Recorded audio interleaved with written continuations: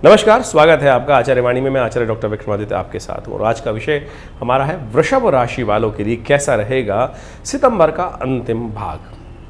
देखिए, ग्रह तो हमेशा परिवर्तन की तरफ चलते चले जाते हैं। इस संसार में कुछ भी स्थिर भाव से कभी नहीं रहता, हमेशा परिवर्तन कुछ न कुछ चलता रहता है। ऐसे में सितंबर के अंतिम भाग में भी परिवर्तन के कई सारे योग बन रहे हैं। कई ग्रह ऐसे आ रहे हैं कि जिनके द्वारा आपके जीवन में कई प्रकार के विचित्र योग बनने के अवसर आपको प्राप्त होंगे। साथ साथ ग्रह समझ लें कि आपके लिए आपकी राशि के अनुसार से हम बात करें तो मंगल ग्रह सबसे महत्वपूर्ण है। इस वक्त मंगल जो है शनि के साथ और राहु के साथ षडाष्टक योग बना रहे हैं और इन्हीं सितंबर के दिनों में, अंतिम दिनों में वो अस्त हो जाएंगे। सूर्य के साथ चलते हुए मीन राशि में वो अस्त भी हो जाएंगे। उसका प्रभाव बड़ा महत्वपूर्ण होगा।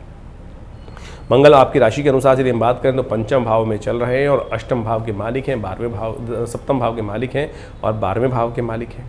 और ऐसे में विशेष तौर पर जो इन सब ग्रहों के प्रभाव से क्या क्या जीवन में होने के योग हैं, ये सारी बातें आपको समझ लेनी चाहिए। इन सब का प्रभाव आपके जीवन में बड़ा विशेष होने के योग बनेंगे। इन सब चीज़ों को सैद्धांतिक तौर पे आपको अवश्य समझ लेना चाहिए। ग्रहगण खेल बड़े विचित्र होते हैं और इन सबको समझते हुए यदि यथाउचित समय पर आप यदि उनके उपाय कर लें तो बहुत बढ़िया तरीके से आप उसका शुभ लाभ प्राप्त करने के लाभ भी ले सकते हैं। देखिए, इन सितंबर के अंतिम दिवसों में कई ऐसे सिद्ध मुहूर्त बनने वाले हैं कि जिसमें एक छोटा सा किया गया कर्म आपके बहुत सारे कष्टों को दूर करने के योग बना सकता है। महालक्ष्मी के व्रतारंभ होने के योग हैं, उसकी सही तिथि भी आपको समझ लेनी चाहिए। कई लोग भ्रांति उत्पन्न करके कुछ दिन बनाएंगे, कुछ और बनाएंगे। हम आपको आने वाले इस वीडियो के अंतर्गत ये सारी सिद्धांत बताने वाले। श्राद्ध आरंभ होने वाले हैं। श्राद्ध कौन से दिन कब किसका रहेगा, अपने पितरों के निमित्त उनकी निवृत्ति के लिए, उनके ऋण मुक्ति के लिए हम विशेष तौर पर श्राद्ध करते हैं। उसका विधान सही प्रकार से किस प्रकार से होना चाहिए, क्या कुछ किया जाना चाहिए, कब कौन सी तिथि में कौन से समय में क्या कार्य किए जाना चाहिए, वो सारे रहस्य इस कार्यक्रम के माध्यम से हम आपके समक्ष उपस्थित करने वाले हैं। सबसे पहले बात कर लेते हैं 21 सितंबर की। देखिए, 21 सितंबर के दिन भाद्रपद मास के शुक्ल पक्ष की षष्ठी तिथि है, गुरुवार का अवसर है और ग्रह योग के अनुसार से यदि हम बात करें वृषभ राशि वालों के लिए कैसा रहेगा समय, तो उसको आपको समझ लेना चाहिए। आपके लिए समय ग्रह दृष्टिकोण से विशेष तौर पर ग्रह दिखाता है कि बहुत सारा आपके लिए पॉजिटिव समय रहेगा, लेकिन मन फिर भी थोड़ी थोड़ी बातों में कहीं ना कहीं अटकाव के योग दे सकता है। ऐसे में अपने आप को द्वंद्वात्मक स्थिति से हमको विमुख दूर करने का प्रयास करना चाहिए। किसी भी स्थिति में द्वंद्वात्मक स्थिति ना उत्पन्न हो, इस बात का ध्यान रखते हुए कार्य करना चाहिए। आपको बहुत सारी चीज़ों का पूर्वाभास होने के योग दिखाई देते हैं। कई बार क्या होता है ना कि हमको कुछ भी कार्य करने से पहले आपको लगता है कि ये कुछ होने के योग हैं, हम ऐसी चीज़ कर लें, उस वक्त हमको इग्नोर कर जाते हैं। देखिए, हमने कहा इस ग्रह योग के अनुसार से कब इंट्यूशन सही होगा, कब इंट्यूशन खराब, विचार तो हमेशा मन में आते रहते। तो ऐसे में इस वक्त जो विचार आपके मन में आने के योग बनेंगे वो बहुत पॉजिटिव दिखाई देते हैं और उनके द्वारा कई सारे कार्यों को आप सही से कर भी सकते हैं। तो इन सब सिद्धांतों को आपको समझते हुए कार्य करने की ज़रूरत दिखाई देती है, तो इसको समझते हुए कार्य कर लें तो अच्छा रहेगा। इस दिन सूर्य षष्ठी भी है और साथ साथ सर्वार्थ सिद्ध योग भी विद्यमान है, जो सुबह से आरंभ होकर करीब करीब दोपहर को 3 बज के करीब आप मान के 34 मिनट तक विद्यमान रहेगा। तो इसका लाभ आपको लेने का प्रयास करना चाहिए। सुंदर तिथि है, सुंदर रूप से आप इसका लाभ लेने का प्रयास कर सकते हैं। 22 तारीख की यदि हम बात करें, 22 सितंबर को ग्रह गणना के अनुसार से सप्तमी तिथि विद्यमान है और साथ साथ शुक्रवार का अवसर है और धनु राशि में चंद्रमा का परिवर्तन होने के योग बन रहे हैं। साथ साथ उस दिन भद्रा भी विद्यमान है और भद्रा का विद्यमान का समय रहेगा करीब 1:54 से भद्रा विद्यमान हो जाएगी। संतान सप्तमी, संतान के निमित्त जो भी शुभ कार्य करने का हम भगवती दुर्गा की उपासना करके बहुत सुंदर तरीके से लाभ लेने का प्रयास करना चाहिए। सर्वा बाधा विनिर्मुक्तो धन धान्य सुतान्विता मनुष्य मत प्रसादन भविष्य निशंशय, इस मंत्र का जप कर हम संतान की उन्नति की प्रार्थना माँ भगवती से करेंगे तो बहुत सुंदर तरीके से कल्याण के योग बनेंगे। तो इस सिद्धांत को हमें समझना चाहिए। और सप्तमी है, ग्रह योग विशेष तौर पे दिखा रहे हैं परिवर्तन का समय और ये परिवर्तन आपके लिए विशेष तौर पे आप समझ लीजिए। सुबह का समय तो आपके लिए अच्छा है, लेकिन जैसे जैसे समय आगे निकलेगा वो आपको किसी गलत कॉन्ट्रैक्ट में फंसा सकता है, किसी गलत बंधन में डाल सकता है। तो ऐसे में जो भी कार्य कर रहे हैं इस बात का ध्यान रखते हुए कार्य करें कि दोपहर के बाद एक तो भद्रा आरंभ हो जाएगी, फिर चंद्रमा भी परिवर्तन की तरफ जाएगा। तो दोपहर से पहले का समय आपके अनुकूल रहेगा, दोपहर के बाद का समय थोड़ा भारी दिखाई देता है। एक बात और, इस दिन बड़ी सुंदर तिथि है। इस दिन महालक्ष्मी के व्रत आरंभ हो रहे हैं। ये महालक्ष्मी के व्रत बड़े चमत्कारी हैं और इन चमत्कारिक अवसरों में 16 दिन के व्रत का ये विधान आरंभ होता है विशेष तौर पे अष्टमी से, लेकिन सुबह उदया तिथि सप्तमी है, उसके बाद अष्टमी का आगमन हो जाएगा। इन तिथियों को निर्णय करने के लिए शास्त्र में प्रमाणित तरीके से बताए गए हैं कि कौन सी तिथि कब ग्राह्य, किस प्रकार से, किस रूप में ग्राह्य की जाती है। तो अष्टमी का जो योग बन रहा है वो विशेष तौर पर शाम को बन रहा है, तो चंद्र व्यापनी अष्टमी महालक्ष्मी के व्रतों में ग्राह्य मानी जाती है, तो उस लिए विशेष तौर पर शुभ योग रहेगा। तो महालक्ष्मी के व्रत इसी 22 सितंबर से आरंभ होने के योग बनाए जाते हैं। 16 दिन के व्रत, 16 षोडशोपचार भगवती की पूजन करते हुए, विशिष्ट उनके मंत्रों का स्तवन करते हुए। हमारे यहाँ 16 मंत्र विशेष तौर पर भगवती के बड़े चमत्कारी हैं, जो ऋषि भृगु के द्वारा बनाए गए हैं।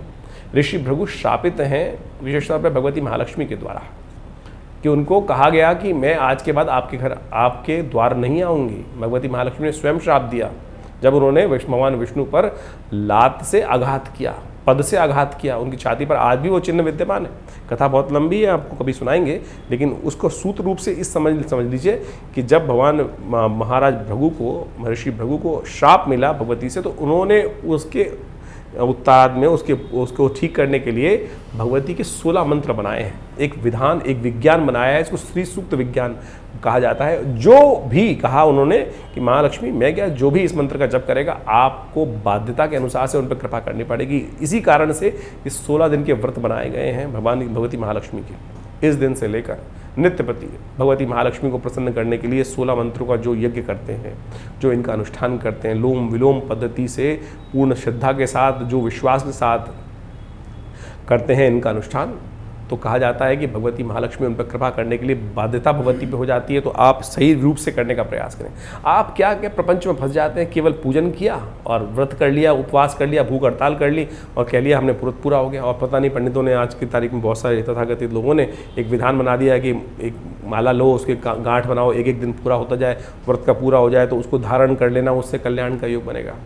कल्याण का योग माला के धागे से नहीं बनने वाला है, आपके कर्म से बनने वाला है, आपके तप से बनने वाला है, आपके मंत्र जप से बनने वाला है। तो ये मंत्र जो हैं चमत्कारी हैं, वो भगवती के प्रसन्न करने के लिए श्री सूक्त के मंत्र हैं और वो इस प्रकार से हैं। ओम हिरण्यवर्णाम हरणीम सुवर्ण रजत्स्रजाम चंद्राम हिरण्यमयीं लक्ष्मीं जातवेदो मावः ताम आव जातवेदो लक्ष्मीमनपगामिनीं यस्यां हिरण्यं विन्देयं गामश्वं पुरुषानहम् अश्वपूर्वां रथमध्यामस्तिनादप्रमोदनीं श्रम देवीं उपवै श्रीर्मादेवी जुहुदाम। इस प्रकार से 16 मंत्र हैं। ये मैंने आपको 3 मंत्र पढ़ के सुनाए। इसी प्रकार से 16 मंत्रों का पूर्ण यज्ञ हमने विवेकानंद योगाश्रम में इन 16 दिनों में इसका बड़ा विशाल अनुष्ठान रखा है। बड़ी श्रद्धा के साथ जो इनका पाठ करेगा उनके जीवन में चमत्कार स्वयं देखने का योग बहुत अद्भुत रूप से बन जाएगा। तो आप बड़ी श्रद्धा के साथ इस अनुष्ठान में भाग ले सकते हैं। अपने घर में नित्य प्रति कीजिए, इन 16 दिनों में चमत्कार होगा, लाभ के अद्भुत योग बन जाएंगे। तो इस सुंदर तरीके से आप लाभ के योग बनाएं, बड़े सुंदर तरीके से लाभ के योग बनेंगे। 23 तारीख की ग्रहगणना समझ लेते हैं। अष्टमी का योग बन रहा है, उस दिन शनिवार का अवसर है और साथ साथ राधाष्टमी का योग है। ग्रह योग थोड़े से भारी हैं, आपके लिए स्वास्थ्य का ध्यान रखते हुए कार्य करने की ज़रूरत है। जो भी कार्य करें बहुत सावधानी के साथ करें। जल का उपयोग बड़ी सावधानी के साथ करें। वाटर बॉर्न डिसीज़ आपको थोड़ा परेशान कर सकती हैं, तो ऐसे में ध्यान रखते हुए कार्य करने की ज़रूरत है। भगवती राधा का पूजन करें। भगवती राधा जी के मंदिर में जाकर भगवान कृष्ण के साथ उन्हें माखन मिश्री का भोग लगाएं, बांसुरी उन्हें अर्पित करें। इस प्रकार से पूजन करें तो आपके जीवन में कल्याण के योग बनेंगे। शनि भी अनुकूल हो जाएंगे। इस दिन शनि के विशेष तौर पर वृक्ष के पत्ते लेकर भगवान शंकर को अर्पित करने से शनि के कष्ट दूर होने के योग बनेंगे आपकी राशि के अनुसार से।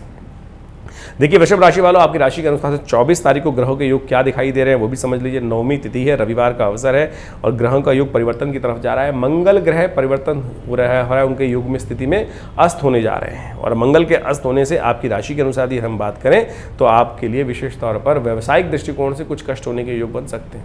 ऐसे में आपको कुछ सावधानी के साथ उपाय कर लेना चाहिए। ऐसे में मंगल ग्रह जो है आपके 12वें भाव के और विशेष तौर पर 7वें भाव के स्वामी हैं और वो चल रहे हैं आपके 5वें भाव में सूर्य के साथ और विद्या अध्ययन के क्षेत्र में कुछ ना कुछ आगे लाभ के योग बना सकते हैं। ऐसे में मंगल का उपाय क्या करना चाहिए? गरीब परित्यक्त स्त्रियों की सेवा, उनके निमित्त विशेष तौर पर भोजन दान, जितना दान पुण्य करेंगे इस समय में मंगल की शक्ति और उतनी वर्धनी के योग बनेंगे। तो इस सुंदर उपाय को आप अवश्य करने का प्रयास कीजिए। सुंदर तरीके से लाभ के योग बन सकते हैं। हनुमान चालीसा का पाठ, सुंदरकांड का पाठ नित्य प्रति करना आपके लिए कल्याणकारी रहेगा। सर्वार्थ सिद्ध योग विद्यमान रहेगा जो करीब 1:14 से आरंभ होगा, उसके बाद विद्यमान रहेगा, तो उसका लाभ आप ले सकते हैं। वहीं 25 तारीख की गणना बात करें तो उस दिन दशमी और एकादशी दोनों तिथियों का योग है। उस दिन दशमी विशेष तौर पर इसके साथ साथ एकादशी आ जाएगी, जो एकादशी क्षय हो गई है इस बार। सोमवार के दिन ग्रहों का योगायोग आपके लिए सुंदर योग बना रहा है, लाभ के योग बना रहा है, धर्म की तरफ आपको प्रेरित कर रहा है, सज्जनता से आपको लाभ प्राप्ति के योग बन सकते हैं। लेकिन ध्यान रखिएगा, बहुत ज़्यादा सज्जनता, बहुत ज़्यादा शालीनता के कारण से कोई आपको धोखा भी दे सकता है। तो किसी व्यक्ति को धोखा खाना सज्जनता की पहचान नहीं है। अपने आप को धोखे से बचाना भी व्यक्ति को ध्यान रखना है। इस बात का ध्यान रखते हुए आपको काम करना चाहिए। चावल का दान करना, भगवान विष्णु की पूजा करना, ये आपके लिए बड़ा कल्याणकारी रहेगा। 26 तारीख को ग्रह गणना विशेष तौर पर द्वादशी की दिखाती है। उस दिन पंचांग के अनुसार से मंगलवार का अवसर है और विशेष तौर पर वामन भगवान की जयंती है। भगवान विष्णु का यह स्वरूप वामन बटुक के रूप में भगवान का अवतरण, ब्राह्मणों की सेवा, ब्राह्मणों का पूजन करके आप कल्याण का मार्ग प्रशस्त कर सकते हैं। ग्रह आपके अनुकूल बने हुए हैं, धर्म के अनुसार से आपके जीवन में कल्याण के योग बन रहे हैं। मन धार्मिक स्थाओं में, धार्मिक कार्यों में आपका अच्छा लगेगा और आगे बढ़ने के अवसर आपको प्राप्त होंगे। लेकिन बहुत ज़्यादा शालीनता से काम करना चाहिए। धर्म की तरफ ही आप कार्य करेंगे, वो बड़ा सुंदर योग बनता दिखाई दे रहा है। ऐसे में भगवान का विशेष तौर पर पूजन करना आपके लिए कल्याणकारी रहेगा। वहीं 27 तारीख की नहीं बात करें तो उस दिन त्रयोदशी तिथि है और साथ साथ बुधवार का अवसर पड़ रहा है। बुध प्रदोष का योग बन गया है। बुध प्रदोष व्यावसायिक दृष्टिकोण से यदि ऐसे शुभ तिथि में भगवान तौर पे भगवान शिव का पार्वती जी के साथ प्रदोष काल में यदि पूजन रुद्राष्टाध्यायी के द्वारा कर लिया जाए और उनका विशेष तौर पे विजया के द्वारा इनका अभिषेक किया जाए तो कहा जाता है कि ऐसे कार्य जिसमें विजय नहीं मिल रही है तो उनमें भी विजय प्राप्ति के योग बन जाते हैं। आपके कार्यों में, व्यावसायिक कार्यों में ज़बरदस्त विजय प्राप्त करने के योग बन जाते हैं। तो यदि आप कोई कार्य कर रहे हैं उसमें विघ्न लगातार आ रहे हैं तो इस शुभ योग का आप लाभ लेंगे तो कल्याण के योग बनेंगे। बहुत सुंदर योग बना हुआ है। सुबह 7:10 से रवि नाम का योग बना हुआ है। मुहूर्त है, कोई नया कार्य आरंभ करना है तो शाम तक ये मुहूर्त विद्यमान रहेगा। केवल विशेष तौर पे एक बात समझें कि जो राहु काल है उसको त्याग कर यदि बाकी समय का उपयोग कर ले, शाम के 6:56 तक ये योग है, इसका आपको लाभ मिल सकता है। बुद्ध सब शुद्ध सही प्रकार से लाभ मिलेगा। 28 तारीख को चतुर्दशी है और उस दिन गुरुवार का अवसर है। मीन राशि में चंद्रमा चले जाएंगे, लेकिन सुबह सुबह आपके लिए जो कुंभ राशि में जब तक रहेंगे वो बहुत सुंदर योग बनाएंगे। आपके आगे बढ़ने के योग, बहुत सारे कार्यों में आपको सुंदर तरीके से आगे गति प्राप्त करने के अवसर बन सकते हैं। आपको ऐसे में अपने कार्य के प्रति ध्यान रखने का प्रयास करना चाहिए। कोई आपका हिस्सा नहीं ले सकता। आप आश्वस्त होकर काम करने का प्रयास करें। सुंदर योग बन रहा है। अनंत चतुर्दशी है। शुभ कार्यों की तरफ प्रेरित होते हुए कार्य करें, अनंत रूप से शुभ कार्य करें और कोई दुष्भाव मन में न लाएं। इस बात का ध्यान रखें क्योंकि उसका भी अनंत गुना फल प्राप्त होगा। दुष्कर्म का अनंत गुना, शुभ कर्म का अनंत गुना फल प्राप्त होने के योग दिखाई देते हैं अनंत चतुर्दशी के दिन। इस दिन पूर्णिमा के अनुसार से सत्यव्रत भी रहेगा। तो भगवान सत्यनारायण का व्रत भी करने का नियम शास्त्र में जो बताया है वो इस तिथि में ही चलेगा क्योंकि पूर्णिमा अगले दिन रहेगी। लेकिन शाम के समय चंद्र व्यापनी जो है वो विशेष तौर पर पूर्णिमा जो है वो 28 तारीख को है, इसलिए सत्यव्रत उसी दिन किया जाएगा। 29 तारीख को ग्रह गणना विशेष तौर पर दिखा रही है कि इस दिन श्राद्ध का महीना आरंभ हो रहा है। पूर्णिमा का श्राद्ध उस दिन किया जाएगा। उस दिन शुक्रवार का अवसर है और अपने पूर्णिमा के दिन जिनका शरीर पूरा हुआ है उनके निमित्त श्राद्ध करना चाहिए। शास्त्र का विधान बहुत सुंदर तरीके से बनाया गया है। श्रद्धा का समर्पण, तर्पण करना, गायत्री का यज्ञ करना, ब्राह्मणों को भोजन कराना, अपने पितरों के निमित्त आत्म शांति के लिए गौग्रास, विशेष तौर पे काक बलि, श्वान बलि और चींटियों के निमित्त भोजन कराना, ये सब शास्त्र के अंदर है। उनके लिए बलि डाल दी जाती है, भोजन करा दिया जाता है, भिक्षुक को खाना कराया जाता है। ये सब विधियों को शास्त्र में जो वर्णित है इनको अवश्य करना चाहिए और सबको करना चाहिए। तर्पण अवश्य करना चाहिए। किसी न किसी रूप में समस्त संस्कृतियों में इन चीज़ों को स्थान दिया गया है, परंतु बहुत परिष्कृत पद्धति से भारतीय संस्कृति में इनको विशेष स्थान दिया गया है। ग्रह गणना आपके लिए अच्छी दिखाई दे रही है। आगे बढ़ने के योग आपके बनते दिखाई दे रहे हैं, लेकिन खर्चे कुछ परेशान कर सकते हैं। बेकार के खर्चे आपके जुर्माने पड़ सकते हैं। लाभ की स्थिति बनते बनते बेकार का कुछ उम्मीद में कुछ ज़्यादा धन खर्च ना हो जाए, इस बात का ध्यान रखते हुए आपको कार्य करने की ज़रूरत है। और साथ साथ अब बात कर लेते हैं 30 तारीख की। 30 तारीख को प्रतिपदा की तिथि है। आश्विन मास की प्रतिपदा है उस दिन और ग्रहों का योग गणना विशेष तौर पर दिखा रही है कि उस दिन शनिवार का अवसर है और उस दिन दो श्राद्ध रहेंगे। प्रतिपदा और द्वितीया का श्राद्ध रहेगा और इस बात का ध्यान रखते हुए कार्य करें आप कि आपके राशि के अनुसार से ग्रहों का योगायोग थोड़ा शनि का उपाय करने की ज़रूरत है। इस वक्त शनि महाराज आपकी राशि के अनुसार से जहाँ चल रहे हैं वो वक्री स्थिति में है और मंगल के साथ षडाष्टक योग बना रहे हैं। मंगल अस्त हो गए हैं, तो अब आप शनि को थोड़ा शक्ति देने का प्रयास करेंगे तो बहुत सुंदर तरीके से लाभ मिल सकता है। शनि के निमित्त तेल का दान करना आपके लिए सबसे उपयुक्त रहेगा और साथ साथ प्रतिपदा और द्वितीया का श्राद्ध हमने आपको बता ही दिया, एक साथ रहेगा। इसका सूत्र ये है कि जो श्राद्ध है वो मध्याह्न व्यापनी तिथि में आना चाहिए। प्रतिपदा का श्राद्ध जो है, प्रतिपदा जो है वो मध्याह्न में समाप्त हो रही है और अगले दिन द्वितीया जो है वो सुबह सुबह प्रातः काल में ही समाप्त हो जाएगी। तो अगले दिन द्वितीया मध्याह्न काल में नहीं मिल रही है, इसलिए प्रतिपदा और द्वितीया का श्राद्ध आपको 30 तारीख को कर लेना चाहिए। श्राद्ध के निमित्त, अपने पितरों के निमित्त यज्ञ तर्पण अवश्य करना चाहिए। हमने विवेकानंद योगाश्रम में सुंदर व्यवस्था बनाई है कि अपने पितरों के निमित्त ब्राह्मण पूजन आप करा सकते हैं, तर्पण करा सकते हैं, उनके निमित्त गायत्री यज्ञ करा सकते हैं। यदि घर में कोई दिक्कत है, नहीं करा पा रहे हैं, तो आश्रम में इस सुविधा का लाभ आप ले सकते हैं। नंबर्स आपके सामने स्क्रीन पर हैं।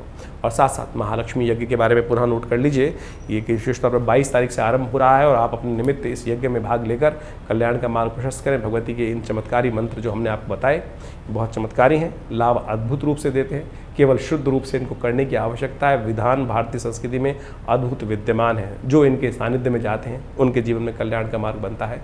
हमारा आश्रम दिल्ली में विवेकानंद योगाश्रम है। दिल्ली में बहुत बड़ा संस्थान है, पिछले करीब 50-70 सालों से कार्य कर रहा है। 1960 के दशक से ये आश्रम बना हुआ है। हमारे पिता आचार्य श्री केशव देव जी महाराज के सानिध्य में ये आश्रम स्टैब्लिश हुआ और यहाँ बहुत सारे समाज की सेवा के कार्य किए जाते हैं, बहुत सारे सेवा भाव रखे जाते हैं। बहुत बड़ी गौशाला है आश्रम के अंतर्गत, बहुत भंडारे चलते हैं। रविवार को बहुत विशाल भंडारा होता है, मंगलवार के दिन सुंदरकांड का सुंदर पाठ होता है। नित्यपति हर रोज़ करीब 8 घंटे यज्ञ रहता है आश्रम पर। आप भी हर रविवार को उस यज्ञ में भाग ले सकते हैं। इसके अलावा माँ भगवती की दिव्य प्रतिमा है जो 1947 में मुल्तान से हमारे आश्रम पे पधारी, वो प्रतिष्ठित हैं। बहुत चमत्कारी 400 साल पुरानी प्रतिमा है, भगवती की चमत्कारी प्रतिमा है और उनका दर्शन कर लेने मात्र से समस्त कष्ट दूर होते हैं। और दिल्ली में ये विवेकानंद हॉस्पिटल योगाश्रम 100 बेड का योग प्राकृतिक चिकित्सा का हॉस्पिटल है जो कार्य क्षेत्र में है। भारत सरकार के साथ मिलकर कार्य करते हैं हम लोग और बहुत सारे शोध कार्य करीब 100 पुस्तक के आश्रम की तरफ से प्रकाशित हैं जो भारतीय पराविद्याओं पर है। तो ये बहुत सारे कार्य हैं, हम समय समय पर करते रहते हैं। आप भी विवेकानंद योगाश्रम से जुड़े। समस्त जानकारी के लिए नीचे फ़ोन नंबर दिए हुए हैं, उनसे संपर्क साध सकते हैं। धन्यवाद, नमस्कार।